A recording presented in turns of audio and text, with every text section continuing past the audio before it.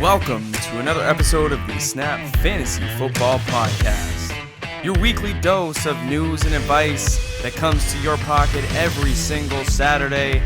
Holding it down, here we got Mac, Mark, Scott, and Landon. Enjoy today's show.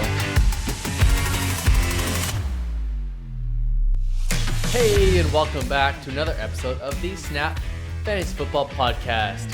I'm here with my co-host Mark, and we are talking about a third-year wide receiver out of Jacksonville. That is DJ Chark. DJ Chark had a really good breakout sophomore year for the Jaguars with a rookie quarterback in Gardner Minshew, but he was very much a boom-bust wide receiver. And we're here today to talk to you and help you decide whether he is worth drafting in 2020. Number one, I'm going to go through some of his numbers from 2019. He had 118 targets, 73 receptions, over 1,000 yards, and 8 touchdowns. That's about a 62% success or catch rate. That was about what Gardner Minshew passed for, about 60% right on the dot.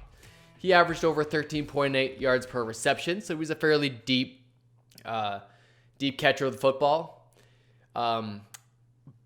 And he was kind of a boom-bust wide receiver. If you had him on your fantasy team, he was a guy that he either won you weeks, but then he also lost you weeks. I'll go through some stats here.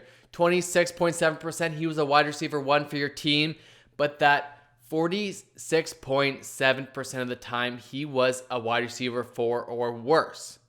Marky, what do you think about DJ Chark? Where is he getting drafted? Where are you willing to draft him?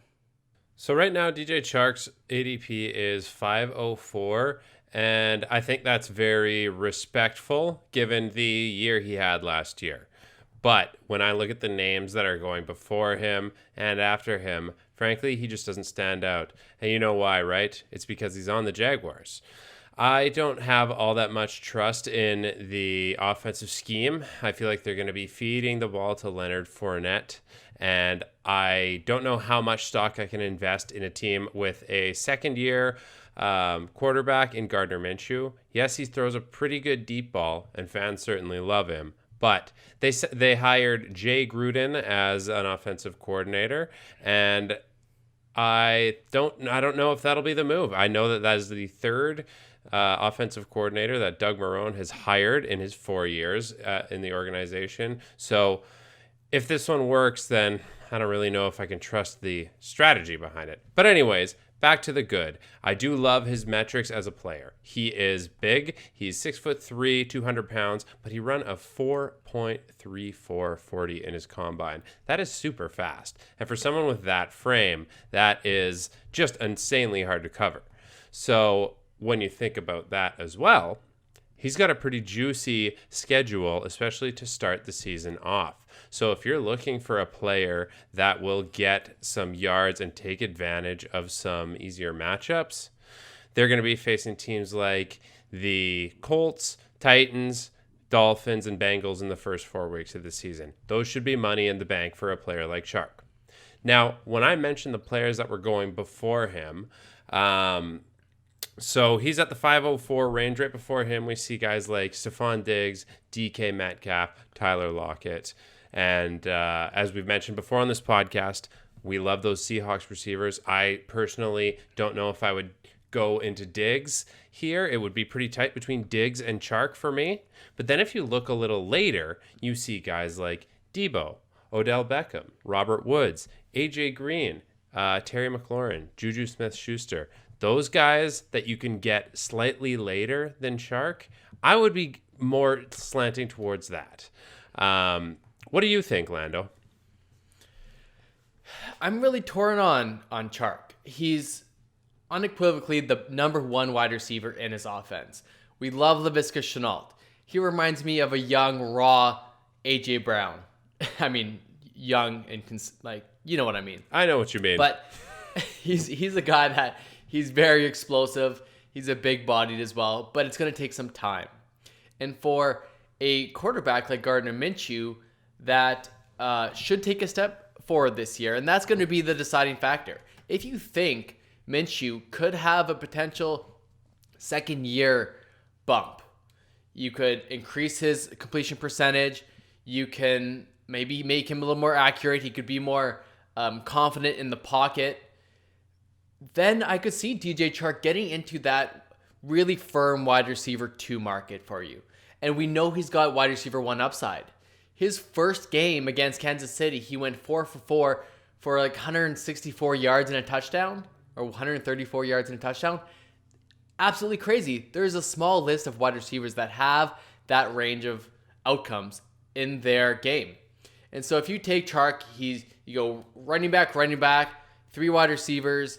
He's your wide receiver 3. I think that's a really good wide receiver 3 on your team.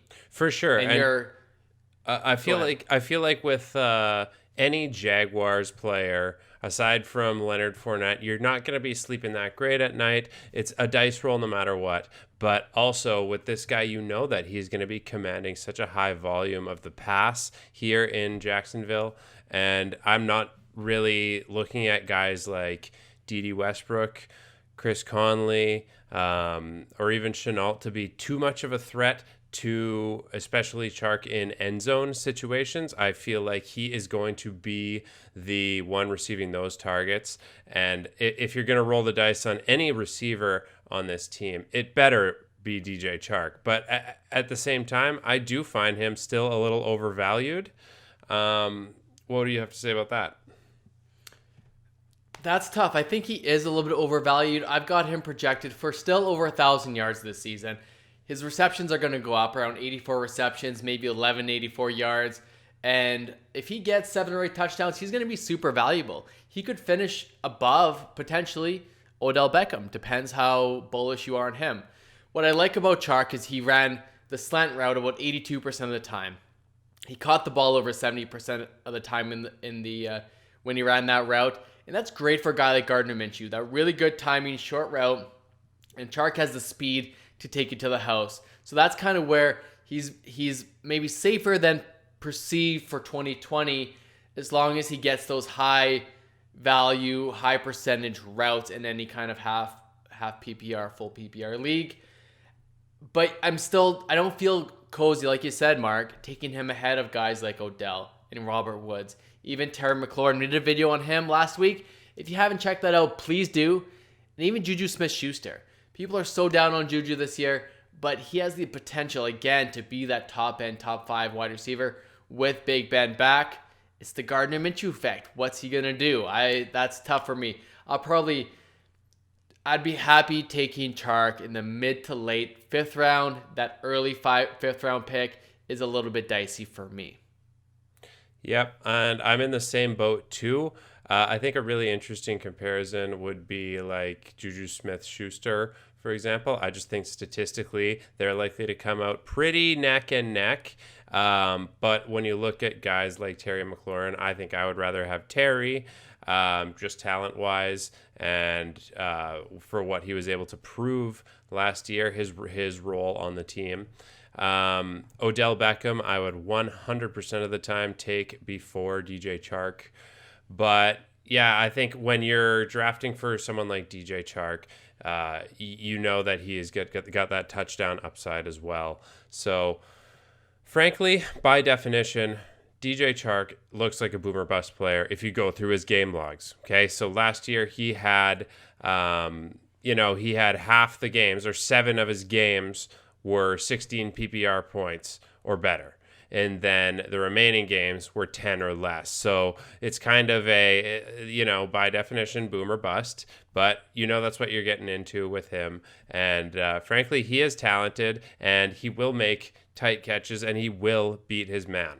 That's just, I don't know. I think we're giving a Jacksonville Jaguar a ton of credit here. And especially for someone who's not 100% sold on him, believe me, it is a tough call to see him sitting there, but I don't know. He doesn't fully do it for me, Lando. Yeah, I'll leave you with one final stat nugget. A guy like Terry McLaurin that we loved has a great contested catch rate. DJ Chark only had a 61% contested catch rate. So if the cornerback or linebacker was in his face, in his grill, he did not have a great catch rate, and that's too bad for him. But he's got the speed to get that release and to really get take advantage of that blown coverage. But regardless, you need to make that decision when you come into your drafts in August and September. If you have any more questions, hit us up on socials. We're snap_fantasy. Please like this video, subscribe to our page. We appreciate everything. Comment on this video. We reply to everything as well. Hit us up on Instagram. Mackenzie is extremely active on our Instagram, posting all the newest updates and news and polls and all that stuff. We're snap_fantasy. If you're enjoying this video, check out our video library. We've got a ton of stuff on there. But until next time, we'll see you later.